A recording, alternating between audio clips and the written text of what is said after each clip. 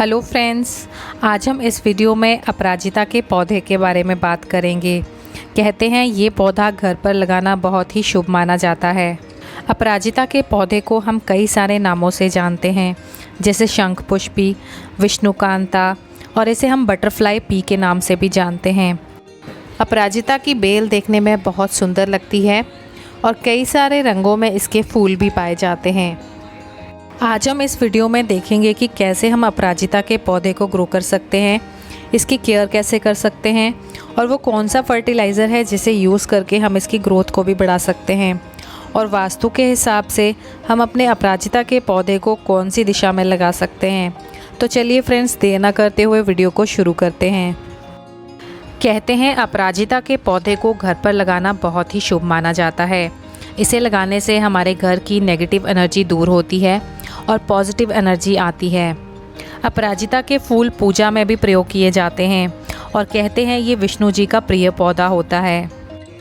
और वास्तु के हिसाब से हमें अपराजिता के पौधे को उत्तर दिशा में लगाना चाहिए, यानी इसे हमें नॉर्थ डायरेक्शन में लगाना चाहिए।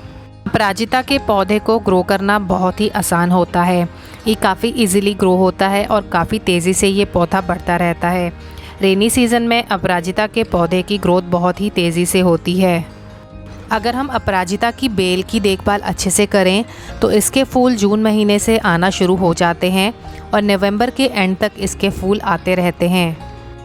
अपराजिता की बेल को हम गमले में भी आसानी से ग्रो कर सकते हैं और इसे हम ज़मीन में भी आसानी से ग्रो कर सकते हैं। मैंने अपने अपराजिता की बेल को 12 इंच के गमले में ग्रो किया है। आप चाहें तो 10 इंच का भी गमला इसके लिए ले सकते हैं। गमले में लगाने के लिए मिट्टी का वेल ड्रेन्ड होना बहुत ज़रूरी होता है, यानी मिट्टी का भुरभुरा होना बहुत ही ज़रूरी होता है। भुरभुरी मिट्टी बनाने के लिए आप 50% गार्डन सॉइल का यूज़ करें, 30% आप इसमें गोबर की खाद डालें या फिर आप इसमें वर्मी कंपोस्ट भी डाल सकते हैं और 20% आप इसमें सैंड का यूज़ करें। फूलों वाले पौधों को ग्रो करने के लिए मिट्टी का भुरभुरा और न्यूट्रिएंट रिच होना बहुत ही ज़रूरी होता है, तभी पौधे में अच्छी फ्लावरिंग होती है और ग्रोथ भी अच्छी होती है। अपराजिता की बेल हल्की मॉइस्ट सॉइल को पसंद करती है, इसलिए आपने इसकी मिट्टी को कम्प्लीटली ड्राई नहीं होने देना है। जब हल्का हल्का मॉइस्चर इसमें रह जाए तब आप इसमें पानी दे सकते हैं। हल्की हल्की नमी अगर आपके पौधे के गमले में रहेगी तो इसकी ग्रोथ भी काफ़ी तेज़ी से होगी और इसके फूल भी काफ़ी अच्छे आएंगे और ज़्यादा क्वांटिटी में आएंगे। जैसे कि हम जानते हैं, फूलों वाले पौधे पर ज़्यादा फूल लेने के लिए हमें उन्हें डायरेक्ट सनलाइट में रखना होता है। इसलिए अपराजिता के पौधे पर भी अगर आप ज़्यादा फूल लेना चाहते हैं तो इसे आप डायरेक्ट सनलाइट में रखें। इसे कम से कम आप 5 से 6 घंटे की धूप में रखें, तभी अपराजिता की बेल पर ज़्यादा फूल आएंगे। विंटर सीज़न में अपराजिता की बेल की ग्रोथ नहीं होती है।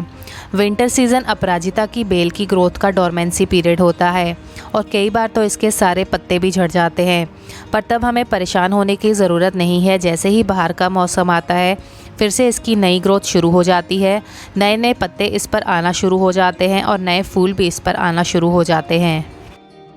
प्रोपगेशन की बात करें तो हम अपराजिता के पौधे को बीज से भी ग्रो कर सकते हैं और रेनी सीज़न में हम इसकी कटिंग्स को भी ग्रो कर सकते हैं। बीज और कटिंग्स को लगाने का जो सही समय होता है वो रेनी सीज़न होता है। रेनी सीज़न में अपराजिता के पौधे के बीज 5 से 10 दिन में जर्मिनेट हो जाते हैं। ये जो आप गमले में 2 छोटे छोटे पौधे देख रहे हैं, इन्हें भी मैंने बीजों से ही जर्मिनेट किया है और ये 15 से 20 दिन पुराने पौधे हैं। अगर आप फूलों से बीजों को बनाना चाहते हैं तो सूखे हुए फूलों को पौधे पर ही रहने दें। कुछ दिन बाद इन पर मटर की फलियों के जैसे बीज बनकर तैयार हो जाएंगे। जैसे ही फलियां सूख जाएंगी और उनमें काले काले बीज तैयार हो जाएंगे, तब आप इन्हें लगाकर जर्मिनेट कर सकते हैं। और अगर आप बीज नहीं बनाना चाहते हैं तो सूखे हुए फूलों को साथ के साथ निकालते रहें। अगर आप सूखे हुए फूलों को पौधे पर ही छोड़ देंगे तो आपके पौधे में फूलों की कमी नज़र आएगी, क्योंकि पौधा अपनी सारी एनर्जी बीजों को तैयार करने में लगा देता है, जिससे पौधे पर फूलों की कमी आने लग जाती है। कौन सा फर्टिलाइज़र आपको यूज़ करना है अपराजिता के पौधे में, जिसका यूज़ करने से आपके अपराजिता के पौधे पर खूब सारे फूल आएंगे और उसकी ग्रोथ भी काफ़ी तेज़ी से होगी। आप चाहे तो अपने अपराजिता के पौधे में महीने में 1 बार गोबर की खाद भी डाल सकते हैं या फिर आप इसमें वर्मी कंपोस्ट भी डाल सकते हैं। उसके अलावा आप इसमें DAP का भी यूज़ कर सकते हैं। जिसे डाई अमोनियम फॉस्फेट कहते हैं। ये एक केमिकल फर्टिलाइज़र है और आपको 12 इंच के गमले में इसके 15 से 20 दाने देने हैं। फूलों वाले पौधों की ग्रोथ को बढ़ाने के लिए या फिर ज़्यादा फूल लेने के लिए आप इस फर्टिलाइज़र का यूज़ कर सकते हैं।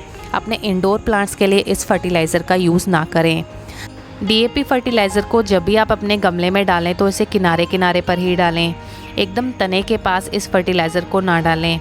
और डालने के बाद अपने गमले की अच्छे से गुड़ाई करें और उसमें अच्छे से वाटरिंग कर दें ताकि इसके सारे न्यूट्रिएंट्स आपके पौधे को मिल जाएं। DAP फर्टिलाइज़र को दिए हुए 15 से 20 दिन हो चुके हैं।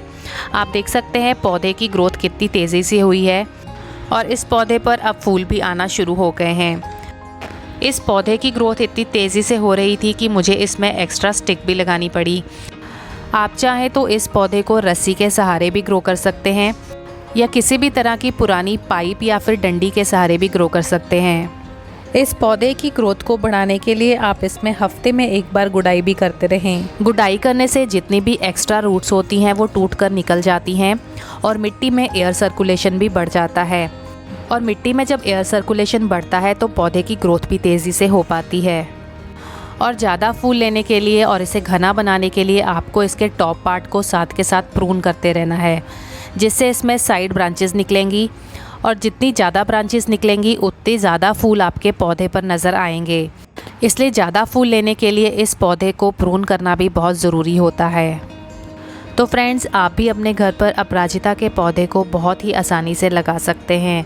आज के लिए इतना ही फ्रेंड्स। आई होप फ्रेंड्स आपको आज का वीडियो पसंद आया हो तो इस वीडियो को लाइक करें और प्लीज़ चैनल को सब्सक्राइब करके सपोर्ट करें। Thanks for watching guys.